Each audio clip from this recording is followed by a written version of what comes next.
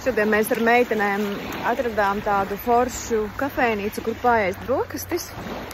Kafejnīcas saimniece mums uzcepa omletes, mēs dzērām kafiju, sēdējām, skatījāmies uz Egejas jūru. Un tad es domāju, tas gan ir ideāls darbs, ideāla dzīve. Tur vienkārši braukāt pa pasauli, baudīt skaistus skatus, baudīt siltumu, aizbēgt no rudens. Nē, labi, rudens ir smuks. Aizbēgt no augstumu, strādāt no jebkuras vietas pasaulē. Un ja vēl ģimeni var paņemt līdzi, tas vienkārši tā ir dievīga dzīve. Tāpēc es mīlu tīkla mārketingu. Un tas ir online darbs, un mēs tur visas ar telefonu, un tas tik jautri. Mēs tur uzfilmējam kaut kādus video un izējam laiviņā.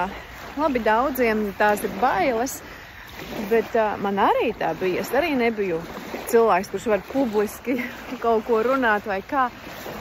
Bet kaut kā strādājot ar sevi pazūd šīs bailes. Kaut kā viņas vienkārši tu noņem kārtiņu pa kārtiņai tās programmas un tu paliec pavisam cits cilvēks.